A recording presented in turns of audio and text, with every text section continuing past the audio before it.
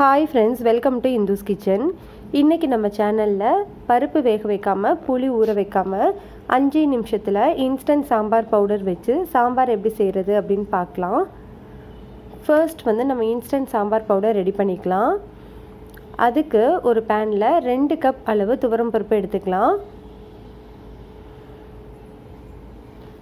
ஸ்டவ்வை லோ ஹீட்டில் வச்சுட்டு நல்ல வாசனை வர வரைக்கும் வறுத்துக்கோங்க. துவரம் பருப்பு லைட்டாக சேஞ்ச் ஆகிட்டு நல்ல வாசனை வரணும். பாருங்கள், இந்த அளவுக்கு இருக்கணும். இப்போ நம்ம இது ஒரு பிளேட்டில் கொட்டி ஆற வச்சிடலாம். நீங்கள் எந்த கப்பில் துவரம் பருப்பு எடுத்தீங்களோ அதே கப்பில் 3/4 கப் அளவு வரமல்லி எடுத்துக்கோங்க. இதையும் நம்ம பேனில் சேர்த்துடலாம். ஸ்டவ்வை லோ ஹீட்லேயே வச்சுட்டு நல்ல வாசனை வர வரைக்கும் வறுத்துக்கோங்க. மல்லி இந்த மாதிரி நல்லா வறுபட்டதுக்கு அப்புறமா இதையும் நம்ம பருப்பு வச்சுருக்கிற அதே பிளேட்டில் கொட்டி ஆற வச்சிடலாம். இப்போது இதுக்கு 10லேருந்து 15 வரமிளகாய் சேர்த்துக்கலாம். உங்கள் காரத்துக்கு ஏற்ற மாதிரி மிளகாயோட லெவலை மட்டும் நீங்கள் அட்ஜஸ்ட் பண்ணிக்கோங்க. மிளகாயை ரொம்ப நேரம் வறுக்கக்கூடாது, அது ஒரு மாதிரி கரிஞ்ச ஸ்மெல் வரும். அதனால லைட்டாக வறுத்துட்டு இதையும் நம்ம அதே பிளேட்டில் கொட்டிடலாம்.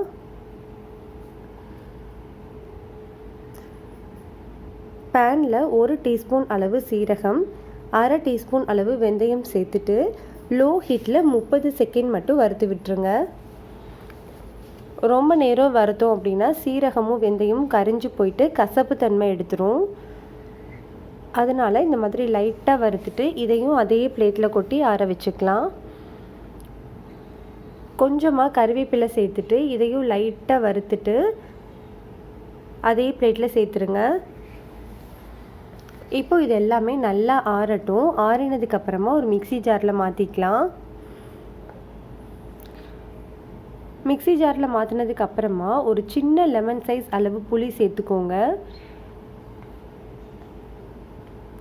1 டீஸ்பூன் அளவு மஞ்சள் தூள், 1/2 டீஸ்பூன் அளவு பெருங்காயத்தூள் சேர்த்துக்கலாம்.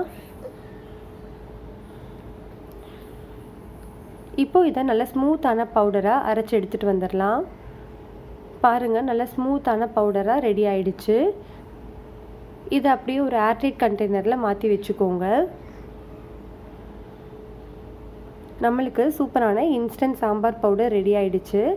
இதை இந்த மாதிரி நீங்கள் ஏர்டைட் பாக்ஸில் போட்டிங்கன்னா 1 வருஷம் வரைக்கும் அப்படியே நல்லா இருக்கும். ஃப்ரிட்ஜில் வச்சு நீங்கள் மெயின்டைன் பண்ணிக்கலாம். இப்போ நம்ம இதை வச்சு சாம்பார் எப்படி செய்கிறது அப்படின்னு பார்க்கலாம். நான் இன்றைக்கி காய் எல்லாமே சேர்த்து சாம்பார் செய்கிறேன், அதனால் குக்கரில் செஞ்சு காட்டியிருக்கேன். நீங்கள் காய் சேர்க்கலை அப்படின்னா கடாயிலே செஞ்சுக்கலாம். ஃபர்ஸ்ட் ஒரு 2 டீஸ்பூன் அளவு எண்ணெய் சேர்த்துக்கோங்க. எண்ணெய் சூடானதுக்கப்புறமா 1/2 டீஸ்பூன் அளவு கடுகு,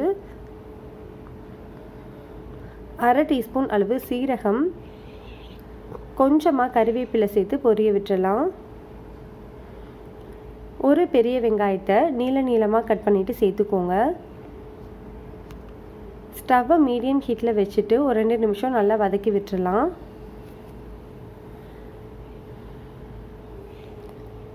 ரெண்டு மீடியம் சைஸ் தக்காளியை சின்னதாக கட் பண்ணிவிட்டு சேர்த்துக்கலாம். தக்காளியும் 2 நிமிஷம் நல்லா வதக்கி விட்டுருங்க. ரொம்ப வதங்கணும் அப்படிங்கிறதுலாம் இல்லை, நம்ம குக்கரில் செய்ய போகிறதுனால அதுவே மசிஞ்சிரும். இந்த அளவுக்கு வதங்கினதுக்கப்புறமா 1 கப் அளவு காய் எடுத்துக்கலாம். நான் இன்றைக்கி ஒரு மீடியம் சைஸ் கேரட், ஒரு மீடியம் சைஸ் உருளைக்கிழங்கு, ஒரு முருங்கைக்காய் சேர்த்துருக்கேன். உங்களுக்கு பிடிச்சமான காயை நீங்கள் சேர்த்துக்கலாம்.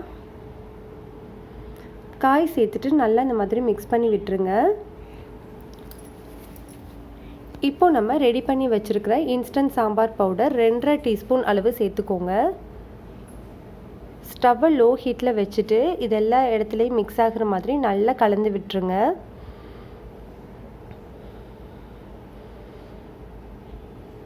சாம்பார் பவுடர் எல்லா இடத்துலையுமே மிக்ஸ் ஆனதுக்கப்புறமா இதில் 1.5 கப் அளவு தண்ணி சேர்த்துக்கோங்க. உங்களுக்கு சாம்பார் ரொம்ப தண்ணியாக வேணும் அப்படின்னா இன்னொரு 1/2 கப் எக்ஸ்ட்ரா சேர்த்துக்கலாம். இப்போ இதில் ஒரு 1/2 டீஸ்பூன் அளவு உப்பு சேர்த்துக்கோங்க. இதை இந்த மாதிரி நல்லா கலந்து விட்டுட்டு குக்கரை மூடி போட்டுட்டு விசில் வச்சு மீடியம் ஹீட்டில் ஒரே ஒரு விசில் வச்சு எடுத்துக்கலாம்.